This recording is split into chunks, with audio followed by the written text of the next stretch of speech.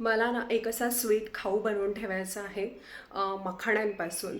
आणि आता लाडू जे मी बनवले होते ड्रायफ्रूट्सचे, डेट्स ड्रायफ्रूट्सचे, ते सगळे झालेले आहेत. आणि आता ते नको पण वाटतं, कारण आता ऑलमोस्ट समर स्टार्ट झालेला आहे सगळीकडेच. तर त्यामुळे ते ना थंडीत जरा छान वाटतं की एक्स्ट्रा तूप घालून केलेले ते खावे पण वाटतात.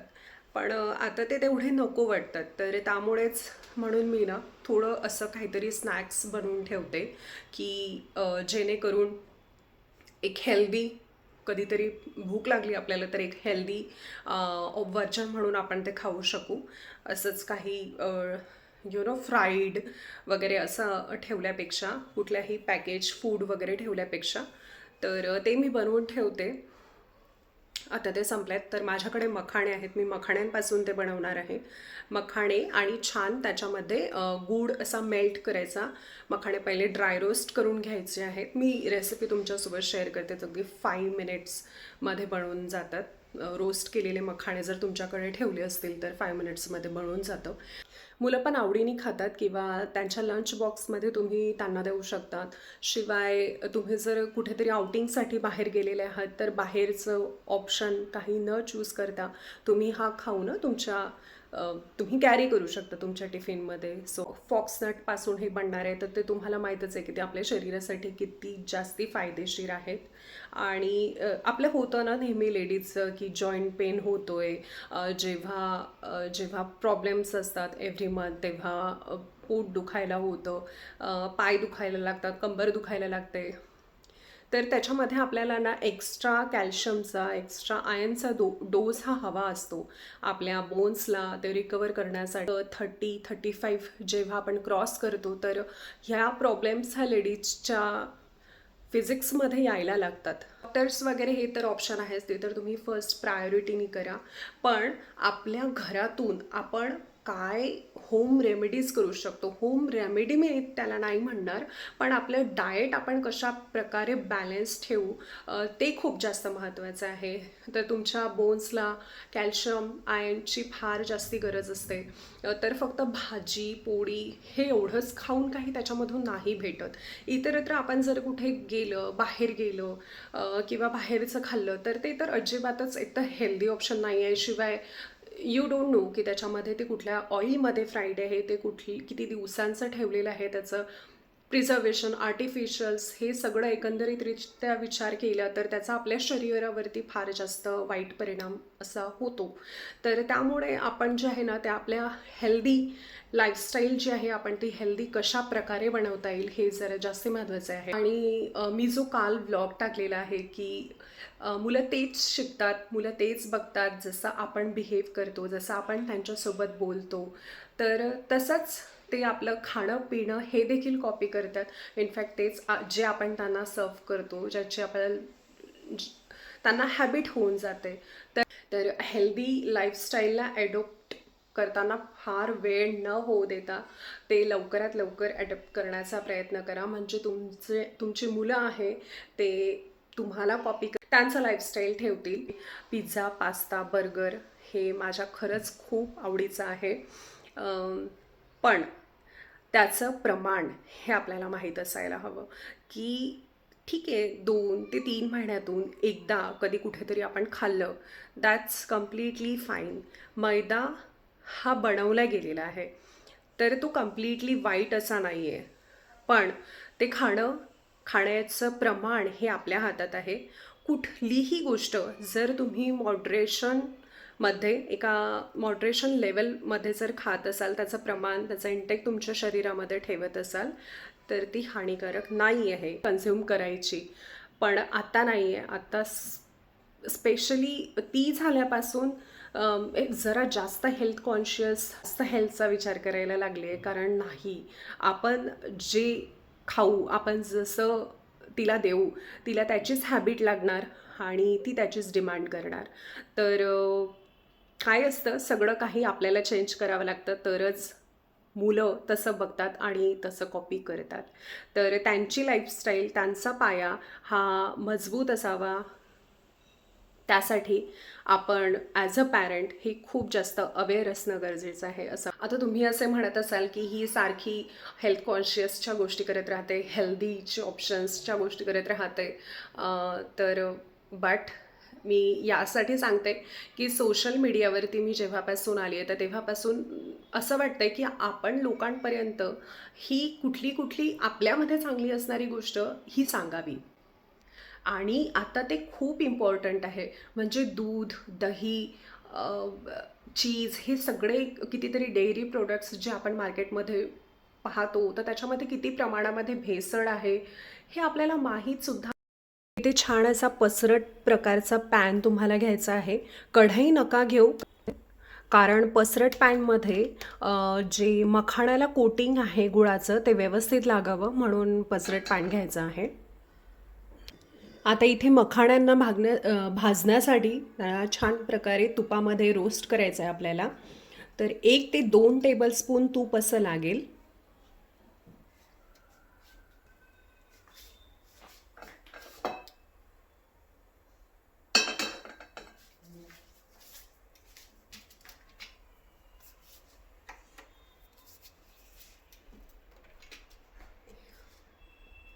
आता मी एवढे मखाणे घेतलेले आहेत, तर मखाण्यांच्या प्रपोर्शनमध्ये तुम्ही याच्यामध्ये तूप टाका. अति जास्त पण घालू नका, कारण मखाणे हे पूर्णपणे तूप पिऊन घेतं रोस्ट करताना. तर त्यामुळे एक 1 to 2 टेबलस्पून पुरेसं आहे जर तुम्ही एवढे मखाणे घेत असाल तर. याला सतत तुम्हाला स्टेअर करायचे आहे. आता याला करपू अजिबात द्यायचे नाही आहे. आणि गॅसच्या मंद आचेवरती याला तुम्हाला छान रोस्ट करून घ्यायचे आहे. म्हणजे याची शेल्फ लाईफ देखील वाढेल आणि जेव्हा आपण याला खाऊ तेव्हा एक कॅरमलाइज्ड फ्लेवर तुम्हाला येईल. तर मखाणे ते भाजल्यामुळेच तो खूप छान प्रकारे त्याला गुळाचं कोटिंगसुद्धा बसणार आणि ते खाताना खूप छान असं टेस्टी लागेल आणि शिवाय शेल्फ लाईफ ही देखील चांगली राहील.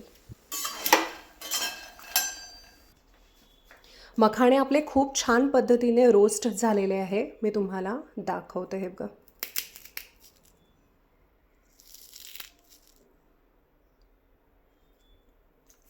तर हे छान आता ड्राय रोस्ट झालेले आहे. त्याच पॅनमध्ये ठेवू नका, कारण त्याच पॅनमध्ये ठेवलं तर ते अति जास्त करपून जातील. म्हणून पॅनमधून लगेच याला ट्रान्सफर करून घ्याल. आणि पुढील रेसिपीसाठी याला आता छानपणे थंड होऊ द्यायचे आहेत. आता हे आता चांगले वॉर्म आहेत. वॉर्म काय, गरमच आहे. तर हे या सिच्युएशनला नाही आपल्याला टाकायचे आहेत. तर हे छानपणे थंड करून घ्यायचे आहेत.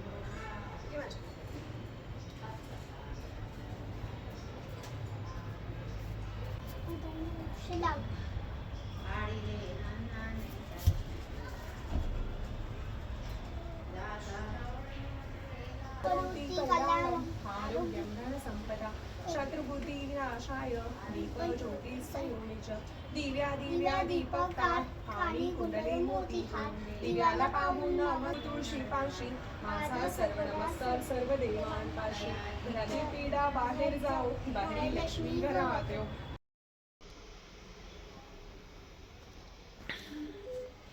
आता मिष्टूच्या स्कूल्समध्ये इंडिया मॅप हा स्टार्ट झालेला आहे, म्हणजे त्यांना map of India, water bodies, then त्याच्यानंतर फॉरेस्ट, हे असं स्टार्ट झालं आहे, विच इज गुड. आणि तिला ना या समरमध्ये, लास्ट समरमध्ये तिला सगळं मी पाठ करून घेतलं होतं तिच्याकडून, म्हणजे ओव्हरऑल तिला इंट्रोड्यूस केलं होतं इंडिया मॅपबद्दल. तर तिला बऱ्यापैकी कॅपिटल्स आणि स्टेट्स अँड देअर कॅपिटल्स हे माहिती आहे.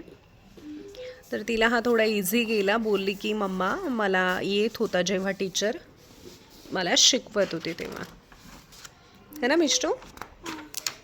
ओके. हे golden temple. No, that's not golden temple. What's that? Taj Mahal from India. मग कशी विसरलीस तू?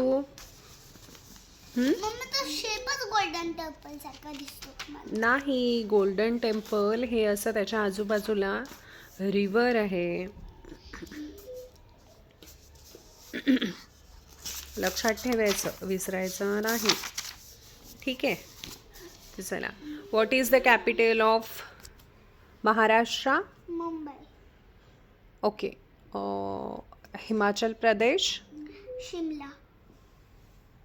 What is the capital of UP, Uttar Pradesh? उत्तर प्रदेशची Lucknow. Okay. And what is the capital of Punjab? Chandigarh. What is the capital of Jammu Kashmir? Srinagar. Okay. 10 मी तुला मॅपमध्ये बघून विचारते. Okay. What is the capital of Rajasthan? Jaipur. Gujarat?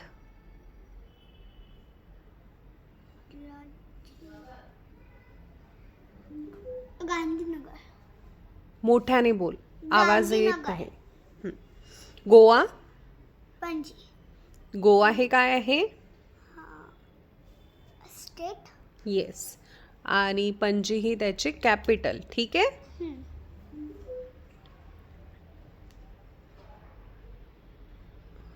Karnataka? Bengaluru. Tamil Nadu?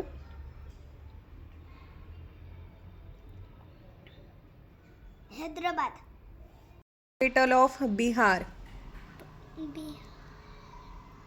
Patna. Okay. What is the capital of West Bengal? Kolkata. Orissa?